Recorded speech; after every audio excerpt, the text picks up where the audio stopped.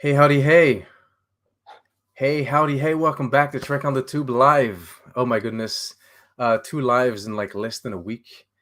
Thank you so much for joining us. Don't forget to hit the like button. If you're watching this on the replay, do welcome. Welcome to the replay, people. There's plenty of people watching us. There's like 11 people, which is massive for this channel. Thank you, Paul, for joining me. Hey, it's been a while. How you Has doing? been has it been like a year? Yeah, it's been Paul is a good friend, but he left us when the Twitter ship started sinking. I did. Yeah. He dipped And out. excuse me. Yeah, let me tell you, many points this season of Picard, I have been really tempted to come back, but Oh, this is a okay. good forum for me to express all that I've been hiding. Twitter's not too good for the spoilers, I find. Like if you're not up to date, then you'll get spoiled. But if you are up to date Right. with like your viewing experience, then like Twitter's a very fun place to be in terms of like Star Trek Picard, I I find. mean, obviously, I'm lucky because I'm in the States, so and I'm on the West Coast, so I can up at till 11 p.m. and watch the episode, and then nothing would be spoiled for me. But that's dedication for you, right? It is. So many people stay up at midnight to watch the damn thing. I can't do that. I I wait till the next day. There will be spoilers for the entire show, not just season 3. There will be spoilers for like seasons 1 and 2 because I feel like it is, even though season 3 is kind of its own thing, it is difficult to address season 3 without like addressing the rest of the show. So do beware. And yeah, I think we can jump straight into it. This will probably run for about an hour, maybe a little more if we go over, but generally speaking, I try to keep these at about an hour. Do you have opening thoughts, my dear friend? Oh my God, there's just so many thoughts. I have so many thoughts. I guess I'll just preface everything I say with I have mixed feelings about the direction this entire series went. I am a big Star Trek: The Next Generation, fan. I mean, that's not unusual, but like my show. So I've always had like a soft spot for Picard, even when it's not good. And this season had so much good in it that any like criticism that like comes out over the course of this conversation, it's all like colored by the fact that this season really was a good season of television for me. And I am happy that it exists, even if I have stupid complaints. I think that's a general sentiment, actually. Like in like the discussions that I've done with like Starfleet, Sahel, and like the friends over there, I feel like most people seem to say that like the criticism that they have of season 3 doesn't come from like the same place, let's say, as like the criticisms for like seasons 1 and 2. It really is. This is like an overwhelmingly like generally positive experience, season 3, with nitpicks or like complaints that come, as you say, color those like the positiveness of it all. Yeah, I mean, it's really hard to separate. I mean, it's almost as if they should have given this season a different title, and then wouldn't have quite so many. That would have so much baggage that came with, the Star Trek card name. But Yeah. Which is, I get, we can start on that, the baggage. Star Trek Picard season 3 is more so Star Trek The Next Generation season 8 than it is Picard season 3. You could even call it like, I know that people don't like throwing the word Berman or the name Berman around anymore, but like I suppose it is more of an ending to like kind of or a continuation of like the Berman era, right? Than anything Picard related almost. So yeah, there is baggage that comes in, and that's kind of like what Discovery had to deal with when Discovery did its like soft reboot going into like the far future. It kind of like redesigned its whole aesthetic and wanted to be something else, but it comes with like baggage.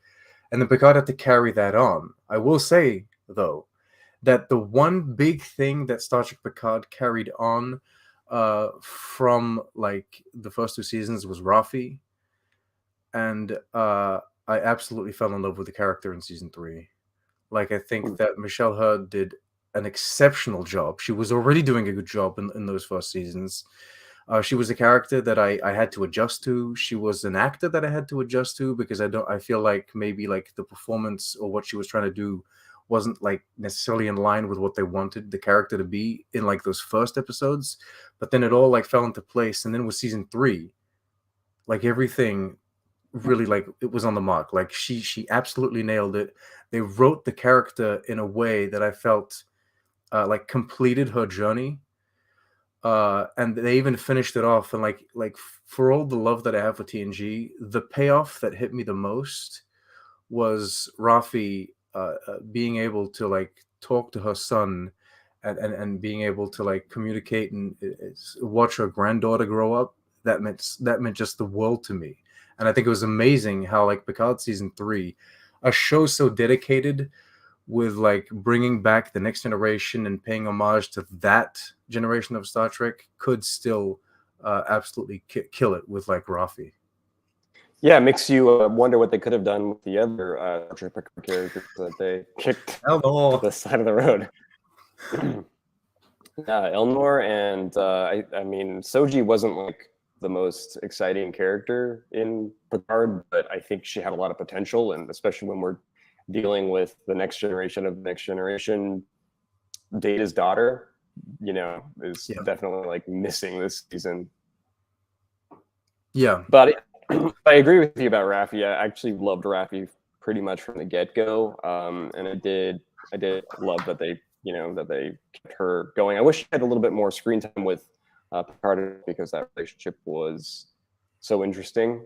They barely really exchanged any words this season, which was a bit of a missed opportunity. But I mean, there was so much story that they were covering, and so many characters that they included this year, that there were bound to be obviously a lot of stories that weren't fully resolved or explored, like all of the stories of the Picard season 1 characters.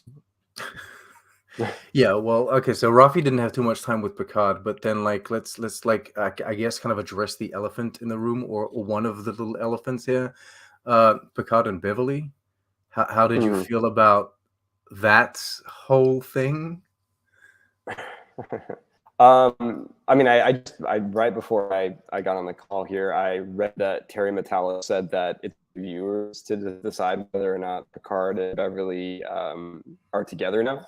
And I thought that was kind of funny, because they like made like a clear they made clear get Larry out of the way as quickly as possible to like free Picard up to to be with Beverly, and they didn't even commit to whether or not they're in a relationship going forward. I thought that was kind of funny. I don't know. I don't need Picard and Beverly to be in a romantic relationship. I just want their relationship to be like resolved in some kind of way. Like I think the show Picard has done a pretty good job of resolving relationships or maturing them. So that's what I want out of Picard. I don't necessarily need to see them, fall madly in love after 35 years. The ship has kind of sailed for me. I don't know. I was never a big shipper of like Picard and Beverly. Like I don't really care. Yeah. I was just kind of puzzled as to like how there wasn't like a concrete resolution. And I get it. There's a lot of people saying we don't need a concrete resolution. Kind of like echoing what Terry just said, I guess, like make up your mind yourself, but it was weird to have such a focus on it and then not really like give us a clear-cut answer. Right. I would have liked to have them even on just like a friendship level, I think, because they've been so important to each other as characters. Like even before TNG began, these characters were already like friends, right? It's weird that they didn't have more moments together, especially considering they have like a child now. I mean, they kept hyping this season as like Beverly Crusher's season, and yeah, she was in it a good amount, but I'm not sure she really had much, to do. I mean, she did a couple of useful, things here or there, and she was pretty gassed at premiere and in the finale, but I'm not really sure Beverly had that much, material to work with. Yeah, she had moments, right? She had like badass moments.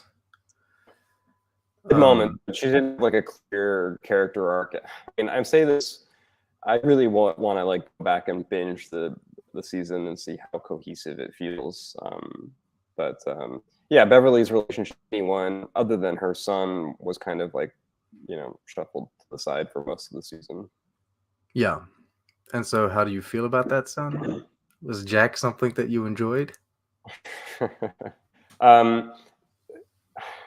So Jack feels like a throwback to like Tron Legacy, which is funny that we keep talking about Star Trek Legacy as being like a spinoff that everybody wants to exist. Jack feels like Flynn's son, or like he just feels like a throwback to these even like young Kirk in J.J. Abrams in the Kelvin Timeline movies. The kind of like he's kind of a cliche, is what I'm saying. The story did the plot used him well, but I think the characterization of Jack is annoyingly cliche. But Starfleet Sahel calls Jack his Star Trek husband. He has a million Star Trek husbands. But he does this one like seems a polygamist. But this one seems more important somehow. So we're not allowed to insult him. He is a cliche. Your husband is cliche, my friend. I mean, what did you think about that? I didn't care for Jack throughout the whole season. Like, I have nothing necessarily against him, and I wouldn't be upset. Like, if going forward they would have do a spinoff and they would have the guy around. Also, I think that like when I eventually, obviously rewatch this season, I don't think I'll be annoyed at him so much.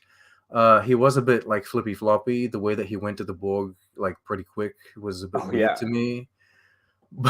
But it's more of a missed opportunity. I think they could have done. I think they had like in their hands they had like an actor with a lot of talent, and I think that they could have given him like more moments that weren't like seeing visions of like a red door and bizarre Stranger Things kind of like vines.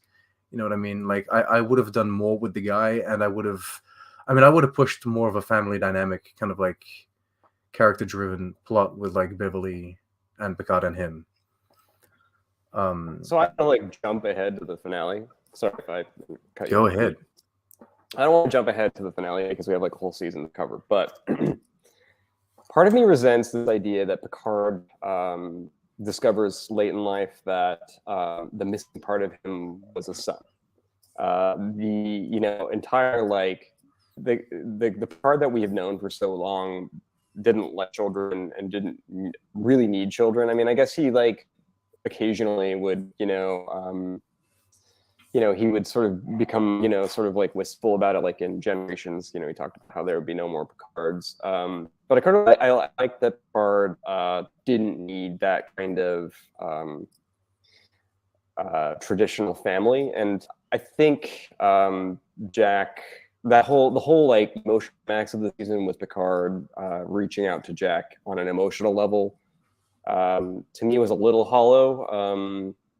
Though even as I say this, and I refer to Generations, like what was his fantasy? His fantasy was a house full of children. So I guess deep down, Picard really did want kids, and I should just shut up. But there's 20 years between the end of TNG and when Picard picks up where he could have done that. True. And he doesn't do it. But he also was, obviously going through his own, issues in that time period. So, never mind. I'll just say Jack is a new addition to the universe. That the emotional catharsis that I was looking for was not Picard and Jack. It was maybe Picard and the TNG crew, or even Picard and the Borg Queen would have been more interesting to me. Like, why is she so obsessed with Picard? But those two needed to finally have it out. Yeah, I think going forward, I just don't want Jack to be Picard too. Like if they have he's not this... though, right? I mean, he's like Kirk too. I guess we'll see how they handle it. Is the other Borg gone completely forever now? Is that what's been implied at the end of the season, or is this like just one part of the Borg? So I mean, I think that you're referring to the real, like the non-Jurati Borg. Yeah, the non. So that like okay. So let's make it very clear here, because often it comes back to like the Girardi Borg, but I think people forget that there are plenty of little small groups of Borg that exist everywhere. Like in Voyager, Chakotay finds this planet with like this severed collective. They still live as a collective, but they're just their own thing. So I'm going to assume there are small little like groups of Borg that aren't attached to like the main hive, that are just out doing their own things. Some might be nice, some might not be nice. But yeah, the Girardi Borg, they're like at the gates of hell, watching over And you have the XBs. Sauron or whatever it is. Yeah, then you got the XBs. Yeah, but like the traditional Borg that we know, which are like the main collective, are they gone now, or is this just one physical embodiment of like who the Queen could be? Like, I'm assuming they have like a backup hive somewhere, right? My assumption is that, I mean, I guess my hope is that this is the end of the Borg. Especially since this is supposed to be the Borg Queen from Voyager Endgame. So, I mean, you know, if there was a backup collective, I think she would have tapped into that, right? This was the Borg Queen from Voyager Endgame. That was my understanding. That's why she looked so messed up. Was from the Explosions and was the virus that Janeway unleashed on the Borg. Okay. And then so when she talks about like becoming all alone, slowly all her children died, she's meaning like literally every Borg, all of them. I mean, I guess it's pretty bleak, but yeah. Jesus Christ. Although, I mean, we did see in Picard's first season that the cubes that were severed from the collective, you know, the drones were recoverable. So maybe there's like a ton of XPs out there. It would be really interesting, and something that something like Discovery could really explore, or you know, I mean, that would actually be that would be very fun. Actually, like you meet the Borg again in Discovery, but this time it's a whole different thing. They're just all nice, regular people. They're all XBs. Yeah, I mean, going back to Picard season 1, I think one of the greatest things that Picard season did was kind of resolve his relationship with Borg in Impossible Box, when you know he sort of sees the Borg as victims like himself. So it was kind of funny to go back, you know, have him face off against them again. But well, in a sense, he's no longer facing off with like the victims of the Borg. He's facing off with like the perpetrator of the acts. In a sense, like the Borg Queen embodies, you know, all of the evil that the Borg are, and the drones are the victims. And then here, like when you pick up, I guess all the drones are already gone. They're already dead. It's just really just like the criminal itself, right? That he's facing off with. Yeah, that's true. So Jack is XB technically. I think half of Starfleet is XB, which is interesting in a way. Yeah, all of the younger folks are XB. Okay, was I the only one annoyed with the fact that we're still using this trope where like you blow up one thing and then all of the enemies deactivate, type thing, or is that just me? I didn't really even think about it, so I guess it is. It's probably not just you though, because there's a lot of Star Trek fans out there.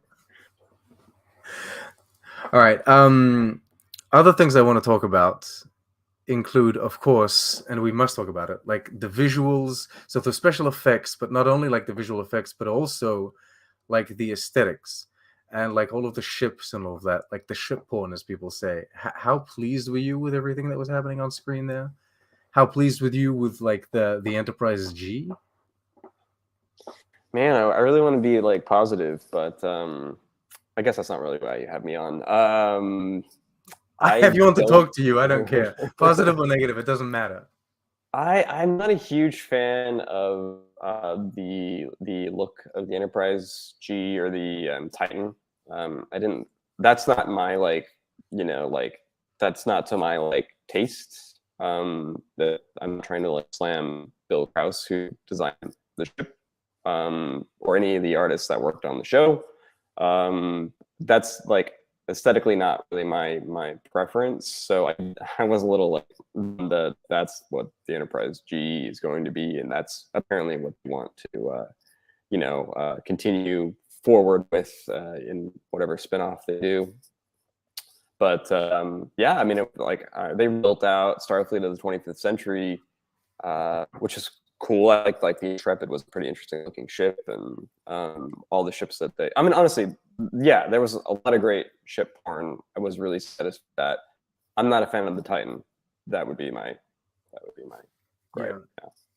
I agree. I'm not the biggest fan of the Titan just because it's like not necessarily a ship that vibes with me. But then I like what Voyager looks like, and so many people think it's a hideous thing. So like that comes down to personal preference. I like Voyager because it looks like it belongs as side by side with like the Enterprise D, and like a clear evolution there. And the throwback nature of the Titan didn't quite like really work for my taste. I also thought story-wise it would have been more interesting if the Titan, like the main setting for the season was like a more typical Federation ship with like 25th century technology. So we had like it was a bigger deal when we go back to the Enterprise D, and it's retro, Yeah, that's fair. I do think they were trying to parallel kind of like, because of course like this season parallels some of those TOS films, right? So I do think they were trying to I think they were trying to do that with like the aesthetics as well. I mean, can we please move past Star Trek 2 and 3? I said, can we please move past Star Trek 2 and 3? No, people. Are we not done with those? No, they can't. They can't. Yeah. I mean, no, they can't. Like it's always let's try to recreate the new Khan, and let's bring back like anyway. That's what it is. That's how Star Trek is growing. Hopefully, though. With like Starfleet Academy shows and stuff like that, like Prodigy seems to be doing like kind of its own thing. You know what I mean? Like these new shows coming in from different directions that are trying to do different things. This was like the send off, right? So they had to mirror those TOS films, which was the send off for the TOS characters. I guess. I mean, this season did have a lot of nice, throwback to '90s Star Trek, but. There were, a ton of TOS movie references that I thought were pretty out of place. Oh, out of place? Yeah. Okay. Like, this is a throwback to 90s Trek, not 80s or 70s. I guess we could have replaced all of, like the TOS stuff with like Deep Space Nine stuff. Give Deep Space Nine some love. Oh my gosh. Yeah. I really did it. I was I was like getting texts from friends being like, so do you think anybody from Deep Space Nine is going to show up at some point? And I'm like, yeah, they got to. They got to. I guess so. Yeah, Worf. Yeah. Does that not count? Come on, it counts. I forgot about that. So, what did you think about about Worf and about all of the returning TNG characters? Did you get enough of them? Were the performances good? Were they as you expected them to be? The performances were great. I mean, these guys, they hadn't played these characters in long, but they were I think they were delivering performances that were superior to things that they had had done in the movies for sure. Like they were really good and written. I loved them. I thought everybody did a great job. I mean, Marina Sirtis, she didn't have too much to do, but I thought she, once again delivered a great performance as Deanna in like a really, condensed, amount of time, like she did in Nepenthe. I found them better, actually, like in terms of like Jonathan Frakes and Marina Sirtis. I found them much better in like season 3 here than what we had in Nepenthe. Like I love that episode. It's one of my favorites, just from like a fanboy kind of like level. But in Nepenthe, it really felt like Jonathan Frakes and Marina Sirtis and Sebastian Stewart getting together and being buddies. It felt more like that than it felt the characters. Here, I feel like not only the performances were excellent, but also they were written. Like there was an active effort to like trying to write these characters as if they still were the characters that we knew from the TV show. Though, of course, naturally, they made them change a bit. Like there's been over 20 years gone by. Of course, they're going to be different in some way, but everything felt like a natural evolution of who they were. I even felt that Yeah. for Seven of Nine, even though like she wasn't TNG, but I felt closer. This Seven felt closer to the Seven that I remember from Voyager than what she was in like the two previous seasons. Yeah, I mean, I agree with you that they felt like those characters plus 20 years of of story and change, which was really nice. They also they were a lot more natural. I mean, in Berman era, Star Trek, the dialogue was generally so formal, and obviously they weren't really allowed to come into too much personal conflict. So that was obviously a nice film with Picard. Yeah, I mean, Frakes was like seriously, the guy needs like an Emmy nomination or something for this season. He really killed it this year. Yeah, I think a lot of people talked about like Jonathan Frakes' performance. Like he lights up every scene. I think is a comment that I've seen come back quite often. Yeah. And Seven of Nine. Gosh, I will say this. Well, what do you think about Seven of Nine joining Starfleet?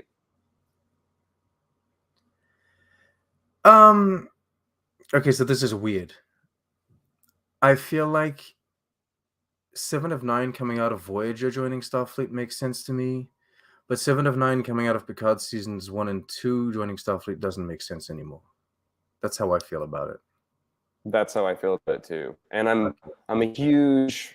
This is like a tired thing that I always say is that not every Star Trek character needs to be in Starfleet, and this season kind of had like a mixed, kind of a muddy relationship with that. Like Jack for most of the seasons, like I'm not into Starfleet, like that's not my thing, and it's also in the same episode where we get Ro, and Ro is telling Picard like, dude, like not everybody lives their lives the way you want them to, is essentially kind of like one of the big like points that they were hitting. And the irony of Ro actually joining Starfleet, I guess. Right, and like Ro's clearly like caught in this weird cycle with Starfleet where she can't escape. Like she's like, I love how bitter she is about Starfleet, even like now. Like, like the way she says the word Starfleet so like derisively. Like, what is she doing? But I get that for her. It's like a means to an end, I guess, for her, isn't it? Yeah, maybe so. Like she knows she can do she's good with definitely Starfleet, but she hates it. But like, this is the way to do good. Yeah, and this whole like father-daughter thing, her and Picard, she obviously, she still can't quite get out from under his shadow, even if she's pretty damn bitter about it. But Picard's like pressuring Jack to join Starfleet, and he's like, nah, that's not for me. People were trying to pressure Seven of Nine into Starfleet in Picard's season 2, and she's like, well, I tried, but they don't want me. I don't know. It just seemed to me like not everybody needs to join Starfleet, and you have these characters with like clear non-Starfleet attributes that I think are better outside, that sort of like trope of everybody puts on the uniform and saves the galaxy. I think that was one of the great things about seasons 1 and 2 of Picard, is that you had just regular people trying to do good, and doing Star Trek things without dressing up in costume and, flying around in the traditional ship and saying yes sir and all that. Yeah, that's fair. Maybe we can see it as like Jack is, I guess he was inspired by like his mother and his father and like how much they had going for them, like in terms of Starfleet. So maybe he wanted to try it out. But yeah, like Jake Sisko doesn't do Starfleet, right? And that's a great story. And also Wesley Crusher, whether you like him or not, I love that he, he goes through that whole arc of desperately wanting to be in Starfleet and then discovering that it's not for him, and then clearly, other than that one brief moment in Nemesis, he clearly never went back. So. That makes sense. He just finished the course, right? So he gets the diploma, so to speak. But then I just did it to have it, and then I can go off be a traveler, and then I can go talk to Soji and shit. Yeah. I mean, and that's like, so like that's one of like my I really fall in love with Star Trek Picard as it was intended. you know, which was like a more down to earth, non-Starfleet character show. And I think that they're still like this whole season was sort of like geared towards like reconfiguring the show to be, okay, now we're on the Enterprise, you know. And I think that now there's a huge hole in the franchise that that Picard was filling, that we now need filled again, which is a new perspective on this universe, a non-Starfleet perspective. Because everyone was talking about this like Fenris Rangers spin-off, whatever, and that I think you're like that would have filled the gap that you're referring to. It would have been a 25th century, whatever it is, late 24th, but it would have been a non-Starfleet show. And then we do have the Strange New Worlds and the Prodigy. That's all about becoming Starfleet and embracing it.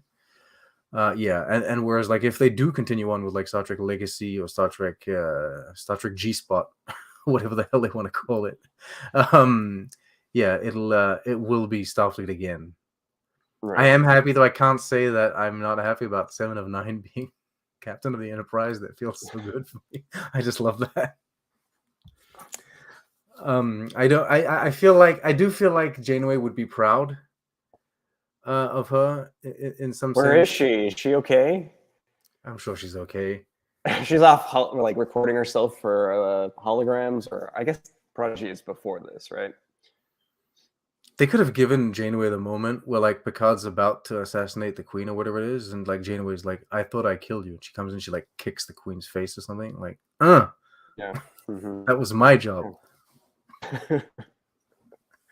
Yeah, no, she totally should have just burst in from nowhere. I mean, they kept saying, "Oh, where is Admiral Janeway?" all season, so I really thought they were set for a big surprise, return, or that like she was. I thought she would be like the CNC of Starfleet, and like, taken prisoner by the Changelings or something. But no, but she was on a ship somewhere. She was on one of those ships, put in the brig, I guess, with like other high-ranking officers or something. Or maybe she was doing damage control on Earth, helping out civilians, that kind of stuff. We don't know. Yeah, I'm sure. What did you think of, and like I'm really gonna jump around here, but what did you think of the post-credit scene or the mid-credit scene? I don't know how we're gonna call that. Yeah. Okay, so that goes back to my feelings about Jack being not that interesting. So I did not need Q showing up telling us that white heterosexual cliche action hero Jack is special. Like that Nepo baby Jack. Like, come on, like I don't know. He's not the future of the franchise. It's general generic. Right, ensign generic. Yeah.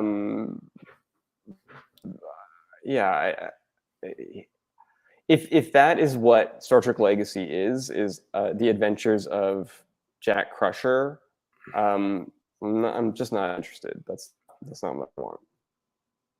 It wouldn't be, though. It wouldn't be, because you have 7 of 9 and Rafi leading the ship, at least. Well, we don't know if they're leading the show, but they would be leading the ship. But then you have you have little Forge daughters.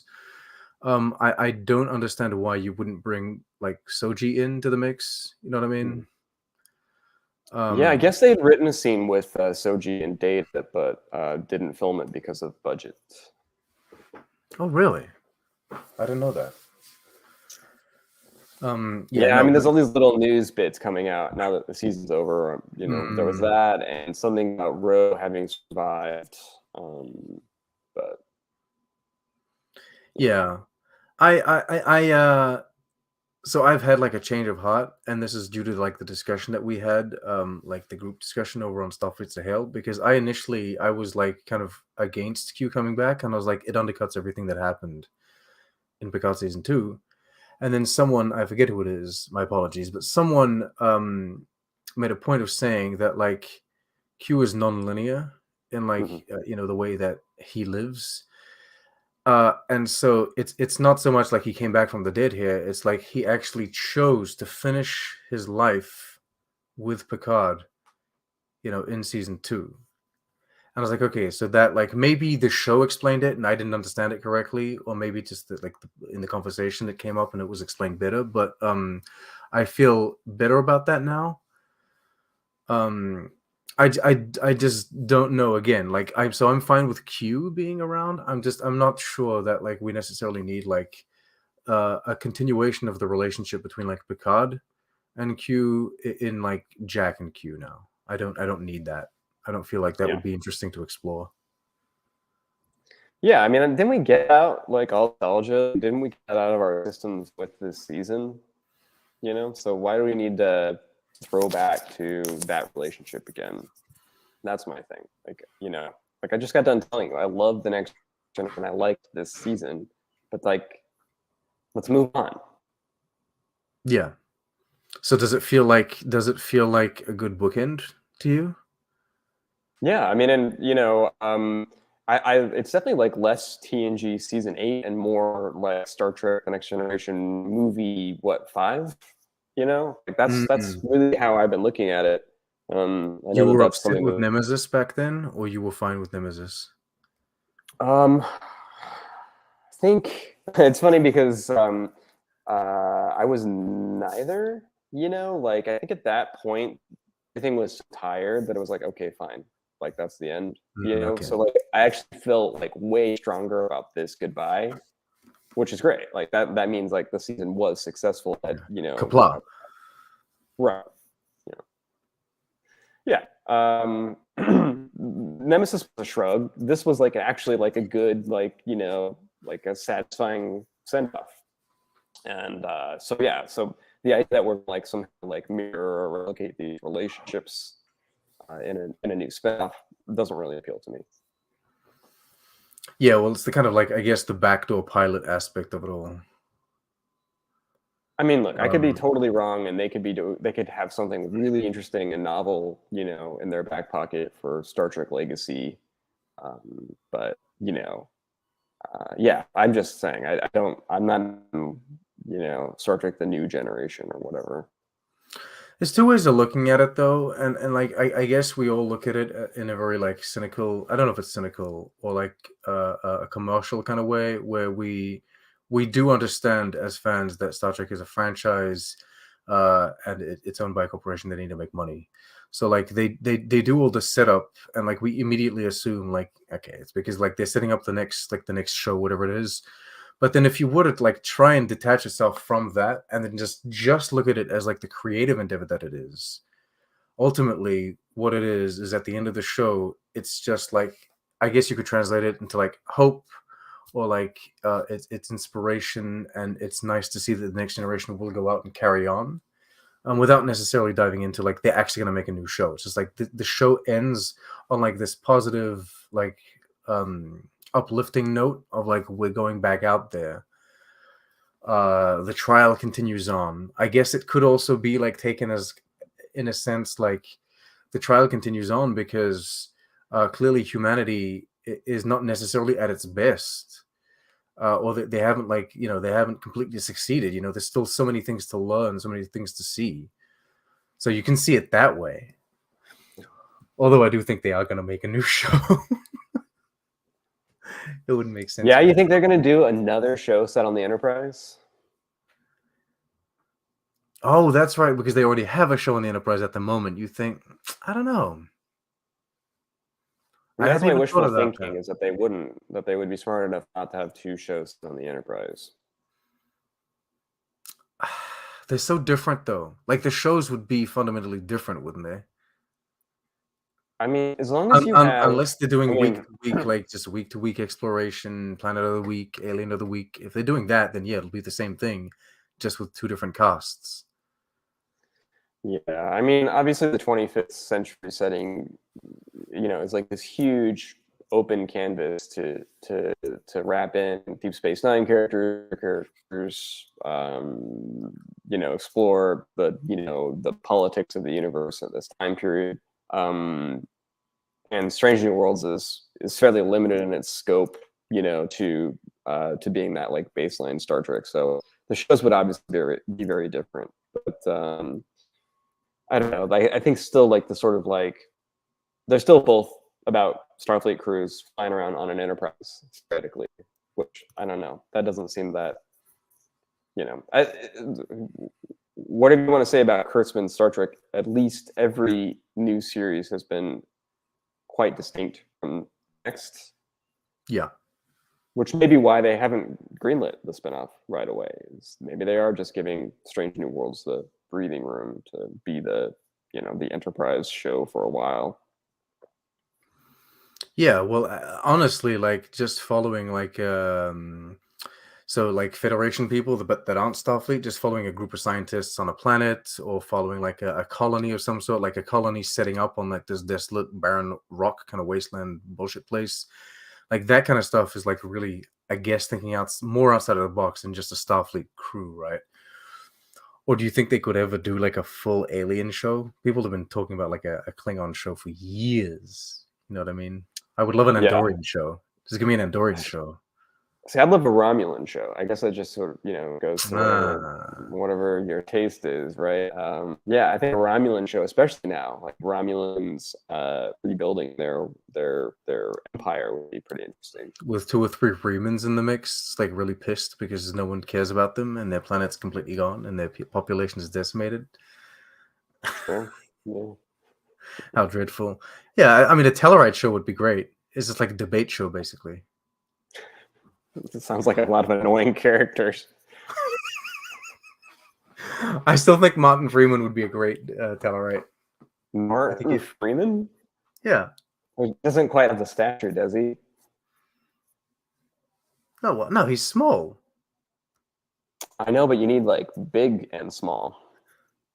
Oh, okay. So, come on, that's ridiculous. There's got to be variations. You're right. They can do a hemisphere thing like they did with the Romulans, the northern hemisphere and the southern hemisphere. It's the scrawny ones in the south. Well, I'm not pitching a show to pair them. They can figure that out on their own. Yeah, they can figure. I definitely think. My advice only is, let's try something other than Starfleet, like Deep Space Nine, at least. Like after TNG or during TNG, Deep Space Nine differentiated itself by setting itself on an alien station with most like a partially alien crew, and that's great. And we need to do that again. Not just a bunch of folks running around in uniforms. Fair enough. Now, before we jump into like the big thing that I want to talk about, which is, I guess, like the overarching story and plot of the season, I do want to take a moment to shout out like the music, because I think it was fantastic. Yeah, I think everyone agrees. You enjoyed it? Yeah, I've been listening to that soundtrack wall to wall the last couple of days. It's great. Yeah.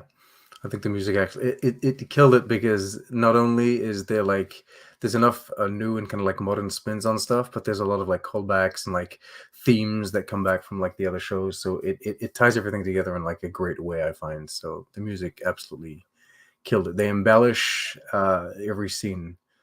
Every piece embellishes the scenes that they're with. So congratulations, music people of the show. I mean, okay, but then my wet blanket comes back in. Oh no! I'll say this. I'll say this. It's a great soundtrack. I really enjoy the album. There's a bunch of music that's missing from the album that's on that's in the show that I like wish that we could hear. But something that's been missing from the season overall is Jeff Russo's Picard theme from the first 2 seasons, which I thought was really catchy and beautiful, and completely dumped it for new composers. And I understand that that's because of the new direction the show went, but I wish that they had stuck with Picard's theme. That was a pretty good theme. You're talking about the one from the title sequence, basically. Yeah. Okay, I didn't even notice that it wasn't there. I don't like that one.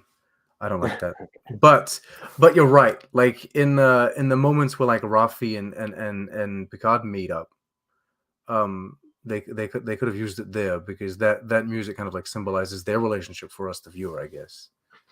Yeah, it's just fun. I like that. Like, okay, we're like trying to tie in all these themes from the past to make this like a cohesive narrative, but then they forgot like one of the most recent themes from the past that would make this cohesive.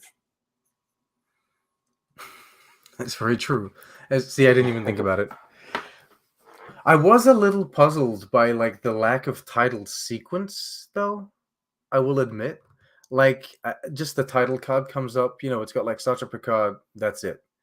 And I understand that like the title sequence that they like the whole thing. It no longer fit like what they were doing with this season. Mm-hmm. I get that, but they didn't even try to like change it or like put some variation to it, or even just like make a new one. They were like scrap it, like whatever. It was just put Star Trek Picard and then move on. Yeah, I mean, like the end credit sequence is obviously taking the place of the opening title Yeah, that's sequence. But again, a little weird that they just chose to take the First Contact theme. I think it's even just the original recording from First Contact and plop it down into the end credits for every episode. That was a weird choice. Mm. Starfleet Sahel says that there are nods to Russo's music. He uses Rafi's theme. I didn't really realize that Rafi had a theme, but that's good. Yeah, well, Thanks, we'll have to go check that out. Well, Stress 3K says Rafi has a theme. I never pay attention to the music really. He says, "Oh, Rafi has a theme." So, see, we're not alone in not noticing these things. But of course, Yeah, Sahel has watched the show 17 times since it's come out. I'm gonna need specific track names of Jeff Russo's Rafi theme, and then I'm gonna need specific track names for Stephen Barton and Frederick Wiedman's Rafi theme. Specifics. We need specifics. So yes, the plot. The plot of the season. Let's jump into this. I'm gonna start off by saying something. I don't really care about the plot of the season because I understand and my brain kind of like took into account that this whole season, like the whole story was just like it was a vehicle to get these characters back and to put them on screen together and to give us moments with these characters and to let us say goodbye. um if I were to look at this like very objectively speaking and start like looking at like plot points and story moments, then it would be a whole other story. But maybe that's just me. Go ahead, tell me what you think. Okay, so again, I really want to range like the whole show and see how it hangs together in like a large, like more like a continuous chunk.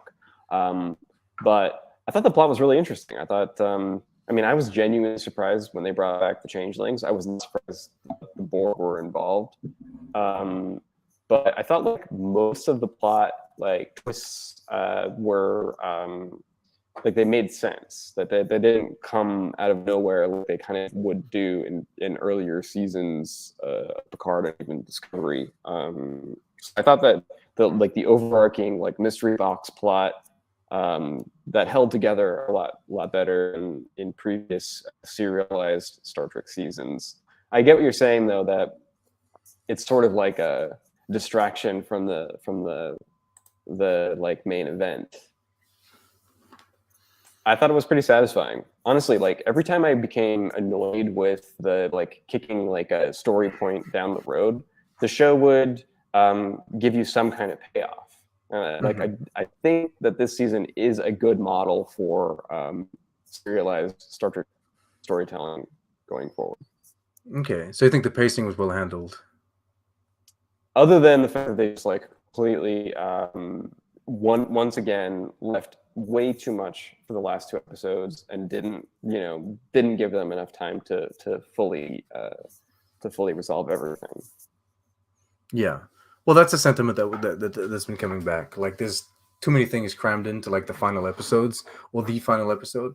I was expecting the final episode to be like an hour and a half. I thought someone told me that it was going to be like an hour and a half or like 2 hours or whatever it was, and it was just an hour. So yeah, no, there was plenty more to do in that.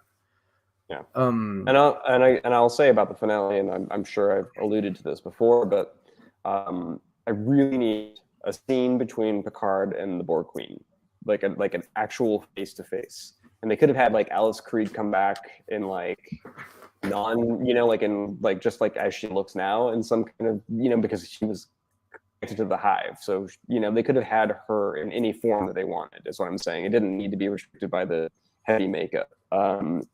I needed Picard and the Borg Queen to have the emotional battle that we sort of got in each season of Picard. We had Picard resolve his lasting feelings about Data in season 1. We had Picard reconcile his family issues and his relationship with Q in season 2. I think season 3 could have used that kind of resolution with the Borg Queen to make this really, really work. Was why is the Borg Queen obsessed with Picard? Why is she the way she is? And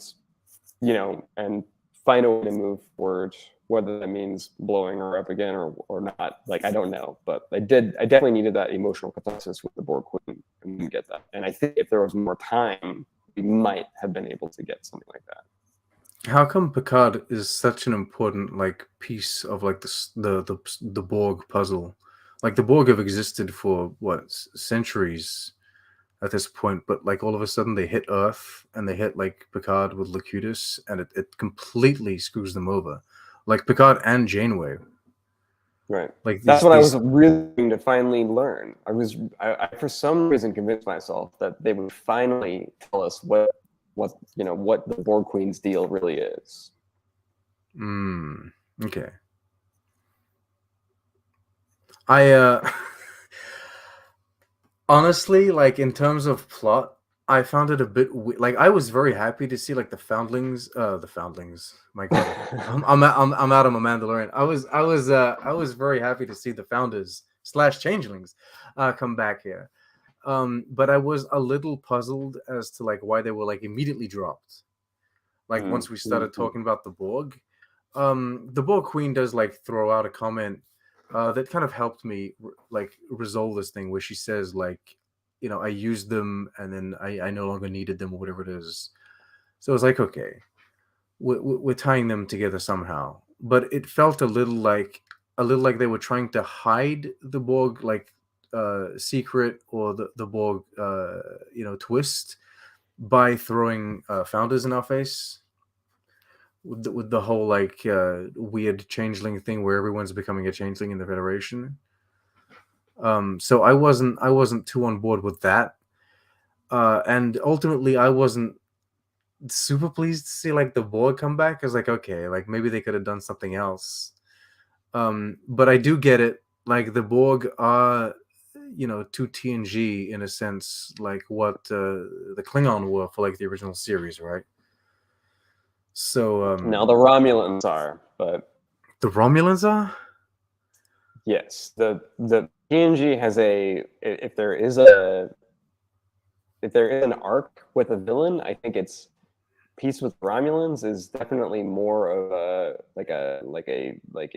central story in TNG than the 3 or 4 times the Borg show up. Oh, I guess you're right, because at the end of the TOS movies, they have peace with the Klingons. Yeah, I guess I just saw the Klingons as straight up villains for most of TOS, and then the Borg straight up villains for most of TNG. That's how I saw it. But no, yeah, I guess there is a Romulan thing there. Nevertheless, having a conclusion with the Borg does make sense. Yeah. And clearly, they haven't been too successful with inventing new villains as of late. No, and we didn't. This season didn't really call for a new villain. It is funny that they chose the Changelings, given how heavily they're Deep Space Nine villain. So if there was a bit of a cognitive dissonance there, where we have Picard and Beverly Crusher talking about the founders and the Dominion War, since we never saw we never saw them all in the Dominion War, other than I guess Insurrection is right around the Dominion War. I like that though. See, those are the kind of things that I really, really love. I know that we would have all loved seeing Deep Space Nine come back, but I like hearing characters from TNG address things from Deep Space Nine. So Lower Decks does this all the time. Lower Decks is always addressing things from the other shows. But that's part of the joke, right? They're inserted into this thing. But having TNG, I'm not saying it gives it legitimacy in a sense, because that would be taking away from Deep Space Nine. But I just like the fact that these events, it kind of solidifies these events as being so important and impactful, that they did impact all of these other characters, even though like at the time, our TNG characters, they were dealing with something else, right? So I like that. I mean, I totally hear you. It definitely makes the universe feel like a real place. But from a storytelling perspective, it would be more interesting if they were talking about the Romulans or anybody from the Next Generation that that we knew these characters had a relationship with. But they still use these things really well. I think you're right. There could have been a scene in the finale where the junior Borg, Starfleet officers turned and just, wiped out the changelings on their ships. That could have, helped, resolve that plot a little bit. If the Borg, just got rid of the changelings once they were no longer useful. I don't know. It didn't bother. Even Amanda Plummer's like Vatic with like the whole hand thing, that kind of it felt dropped to me. I don't know why. It felt like it was all of a sudden abandoned. Like, oh, we're going on to bigger things now. I think just kind of like confused hand thing, which was like a flourish or like a quirk of the character, something that meant more. And the face was just the Borg Queen, but we all like wanted the face to be something more interesting than what it was. I mean, did you remember the face by the time the finale came around? Everyone wanted it to be Garrick, is what everyone wanted it to be. They wanted the return of. I guess they could have had like Worf kind of dive into the explanation of like the founders and the Dominion War and everything, and then they could have gone and visited Kira or whatever it was, like a character from Deep Space Nine, and really get like the hands-on experience, kind of like storytelling from those characters. Like the exposition could have been like done from like a Deep Space Nine character. But no, you're right. It still works. It works. What did you think of the returning TNG characters that all pretty much got murdered? Yeah, that was problematic, especially since the women they decided to kill the women Ro and the strong women got mowed down pretty easily. That aside, I found the Ro episode to be one of the best of the season, maybe one of the best of the series, maybe one of the best episodes of new Star Trek in recent years. I mean, I think that's like that episode with two of them just kind of like hashing shit out is what this show is designed. Yeah, is it the character moments that makes you say that? Or is it the tension that you were feeling? Or well, you wouldn't doubt. Did you think she was a changeling? Yes, I definitely thought she was a changeling, and I think that's like the show's credit that they created that. I mean, I was like groaning, like, oh shit, it's not really Ro, it's a changeling, and that's stupid. And then it was Ro, and the way they exposed her, like the way they proved that it was really Ro was through this emotional conversation with Picard, where they like lay their their feelings out in a really raw human way, or Jorn way, I guess. I thought that was really clever and really useful for both characters, and for me as somebody who always really loved Ro and wanted that kind of closure. I'm sure it sucked. She immediately died, but at least we got that. What did you think? I loved Ro. I loved I loved Ro, like coming back. Same thing. Like honestly, I was watching the. I felt there was a certain tension that I was feeling in that episode that I haven't seen Star Trek do in like a long time, or if ever. Oh well, maybe Deep Space Nine would do that, but it reminded me of like some of the like the scenes that you would get in Deep Space Nine. I mean, I think the most recent times I felt it was like with like the House of the Dragon season. They had some really tense moments. It was great. Same thing as you. I like that they managed to kind of like address that she is not a changeling in in like a spoken manner and in like an emotional fashion, rather than just like a trinket thing, like, oh, she doesn't have an earring or she does have an earring, you know what I mean? Like that's it's too easy, you know, when it's like, are you the real one? Yes, I have like the amulet of whatever it is. No, Right. it was better done like that. I was a bit saddened to see her die because I didn't feel like it was necessary. Like, I understand why these individual episodes and why the individual episodes drive these, like, they drive the writers to these decisions because, like, it has an impact in that episode. But I do feel like killing Ro and killing Shelby, like, I think that overall, when you look at like the grandest, like the grander story of Star Trek, like it doesn't need to be. You don't need to kill them. You know what I mean? It's short-sighted too. Yeah. Like, maybe these characters, they're never going to come back. You know, maybe the actors don't want to come back. Maybe no one's going to like use them in a story, and that's fine. But like, just knowing that they're out there, and yeah, especially like, people have said this too. Like, it's also bringing female characters. It's also bringing back women just to kill them. In like this, you know, climate. It's not exactly the best like creative decision you could come to, because I they assume didn't it's kill your boy coincidence. Tuvok. No, it was great to see him twice. We got Tuvok twice, which is great. Yeah. That I will Yeah. say, I was happy to see the real Tuvok, because I'm not gonna say I felt robbed, but kinda. Like, it was No, me nice too. to have it was nice to have him back. Like, the actor is back, and so the performance is good, because also like, you could tell that he was managing like the performance of like um a changeling imitating Tuvok, so it was well Mhm. handled. It was really good.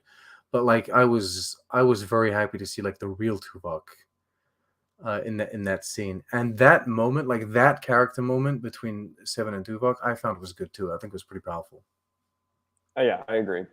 That relationship is one I had sort of forgotten, so it was really nice to have that brought back up twice. But yeah, like she had a close relationship with Janeway, but she had such an interesting dynamic with Tuvok. So yeah, great to see those two together.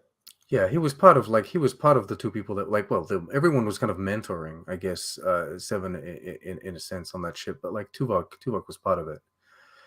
And so, Shaw, how did you feel about your boy Captain Shaw? My boy, yeah, great character. Shame that they again. I don't think really any of the deaths this season were all that impactful. So like he just kind of went out, like like he was. So they hit this plot point of Shaw handing command over of the Titan to other people so frequently that when he tells Seven that she has I didn't even think of that. You're right. she's in command, I was like, okay, well, yet again, honestly, from a realism standpoint, Shaw handing over command of the Titan, I actually thought that was really realistic, that he would, every time he's incapacitated, he hands command over, because that's the responsible thing to do. And we don't have all this phony drama about, well, like, you should step down because you're not able to command, like, which is a thing that we've had in past Star Trek episodes before. So the fact that I was still willing to hand over care of the Titan to who was best suited to do that was great. But at this point in the season, he had done it so many times that his like deathbed transfer of command to Seven was pretty hollow to me, sadly.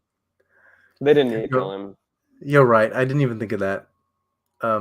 Yeah, he's like handing over command like every other minute, Every basically. other It's never his episode. ship. He's never come out of his own ship.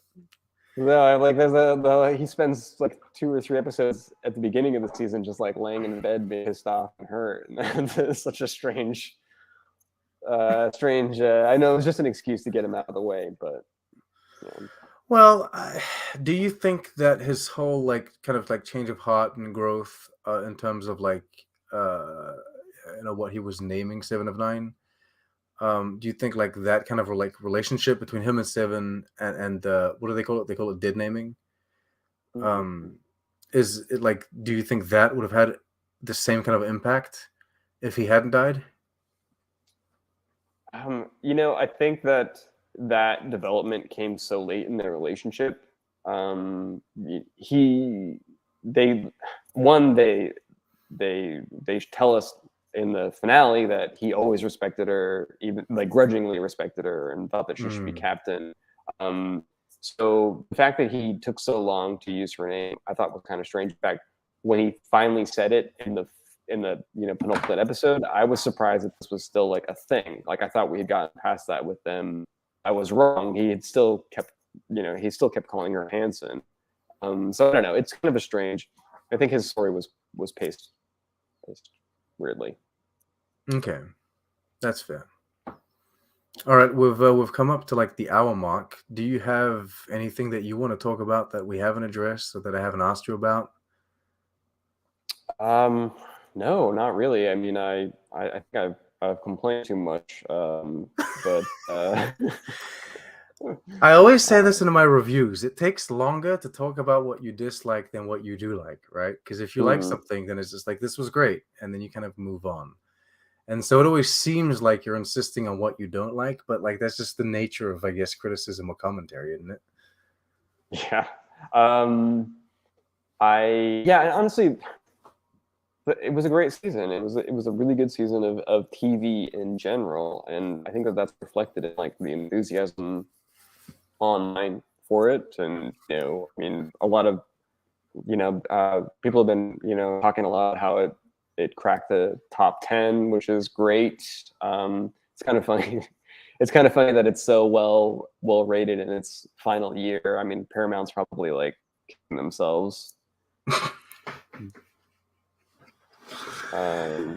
But yeah, no, it's great. It's great. I don't need more, honestly, though. They couldn't have done this early on though, because like Picard didn't want to do a TNG reunion. Sir Patrick Stewart didn't want to do a TNG reunion when he started on Picard. Like none of the actors really wanted to come back. They managed to convince Brent Spiner somehow to come back because it was like this whole thing where he was going to die.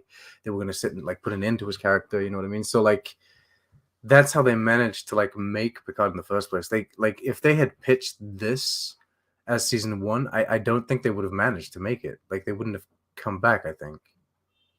No, it was totally earned. That's another great thing is season 1 and 2 laid the groundwork for this to happen. I'm very curious to go back and watch all 3 consecutively. That might be interesting because I've been really hard on season 2 and not wanting to rewatch it because there are some really great elements of season 2, but I don't think that it really amounted to anything, especially with the Borg Queen Q both in season 3, kind of like rob a lot of the thunder from season 2. But there was a bit of a marketing mistake there as well. Like I wouldn't have halfway through season 2 started like saying that everyone was coming back for season 3. Like it kind of took away from like season 2's thunder. Yeah, but I really wonder if like season 2 like have the like. Now that we know that the series ends on such a high point and like ends by giving us everything we wanted out of this show from the get-go, maybe seasons 1 and 2 are more satisfying now. Yes, that could be very true. Like I would be interested. I'm gonna wait a while before I go back and like re-explore the 3 seasons. For sure, especially considering there's so much new stuff coming out, but like there will be a time where I will go back, rewatch the 3 seasons. And yeah, I wonder how they're gonna work together. Like TNG season 1 is not a good season of television. And yet like when you go back and explore it and start watching TNG from the beginning and go through it, like there's a lot of groundwork kind of laid in season 1. There's like a lot of characters that they introduce and stuff. So yeah, same thing maybe for Picard season 1 too. Yeah, but Picard season 1 is head and shoulders above TNG season 1, I think. Yes. Yeah, I think so. Yeah, you're probably right about that. You totally disagree, actually. No, I'm just thinking about like it's different. It's completely different television, though, isn't it? Yeah, it is. Yeah. But you're probably right. There's like some awful, dreadful stuff going on in that first season of TNG. I mean, Yeah, and I just think that there's like Picard season 2 or Picard season 1, both initial seasons of Picard, they stumble pretty badly in the second half, but they both have some really useful, valuable character stuff in there for Picard and for the Borg Queen and for Q and Data. I think that there's still some value in those 2 seasons. So this stuck the landing. It was good. Did it fulfill all of the like emotional wants and needs that you had? Yeah. I suppose that means it stuck the landing. Yeah, I agree. So I go on about how the plot, doesn't always make complete sense to me, but like, this works. This season works very well for me. I think it's kind of like a gift in a strange way to like the Star Trek fandom or like to the TNG fandom.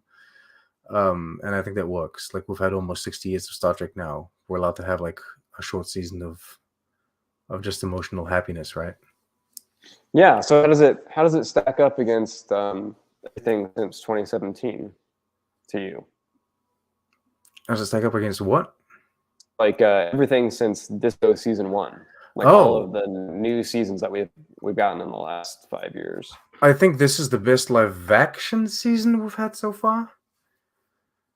I think this works a lot better than like the 2 previous seasons of Picard. I think it works better for me than like Strange New Worlds, though I will admit that it's kind of an unfair comparison. Like Strange New Worlds is, I'm not going to say it's doing completely its own thing because it is bringing back a lot of characters, but it is not, really, it's not continuing on a story like this season did. But I think Picard season 3 is better than Strange New Worlds season 1. I think it's better than all of the seasons of Discovery we've had so far. Though I will forever say that like although Discovery is not my favorite show, there are specific moments or specific story points that like they handle and they deal with in Discovery that I think are exceptional. And then when it comes to like the animated shows, though, that like it's a bit different.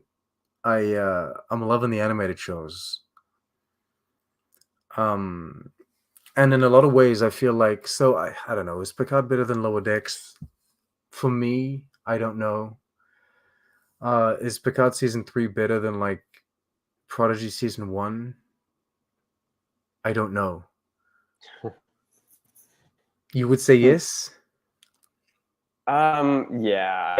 I Prodigy never really connected with Prodigy. I obviously connected with Lower Decks, and that first season is pretty perfect.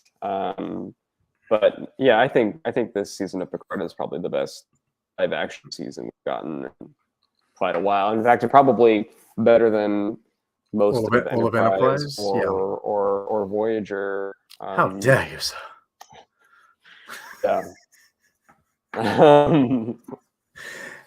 You're right. I'm a grown man. I can admit that although Voyager is my favorite show, it may not be the best. There is a difference. Yeah, I think this season, like Strange New Worlds, is something that I'll revisit, which is not true of Discovery. That's the only other live action show, right? Or even the first 2 seasons of Picard are not easy to rewatch.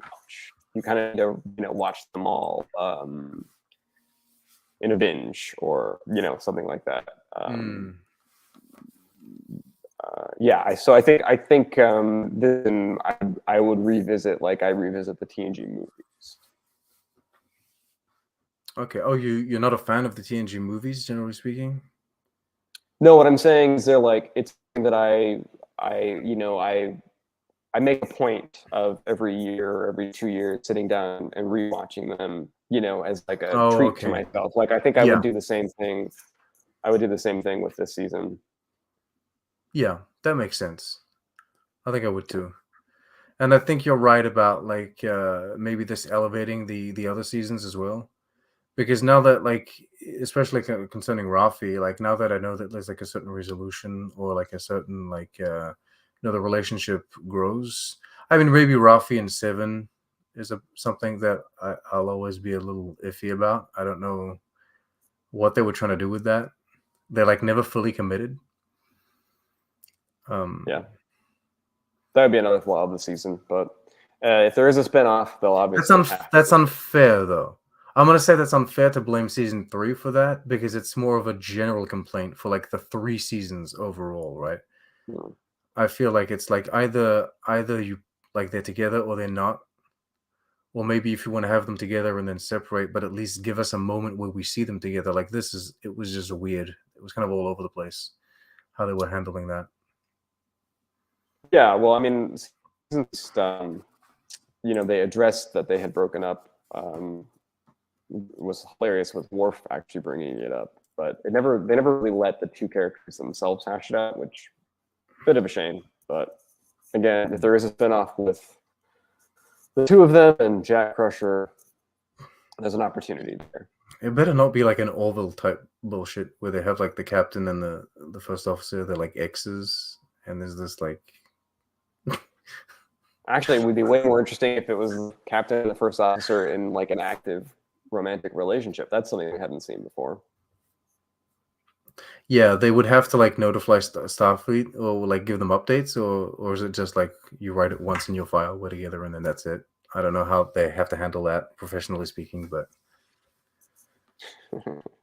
I don't know. Maybe they would like pull you off, send you to another ship. They're like, we can't have you both serving on the same ship if you're like, together. Yeah, there's plenty of drama there.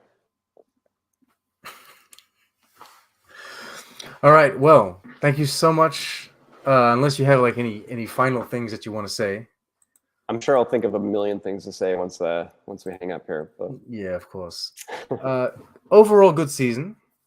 It was a nice conclusion to like Star Trek Picard. This is the first modern era contemporary Star Trek show to have an end to it now. There might be spin-offs, but this is the first one to end. We knew it was going to end after 3 seasons because that's kind of what they said. Like that's what Sir Patrick Stewart wanted when they started off. I think that like for as much as this show, like this season, wanted to be its own thing, it still managed to balance like what Star Trek Picard was before season 3 into the mix. I think it balanced like both kind of like identities pretty well.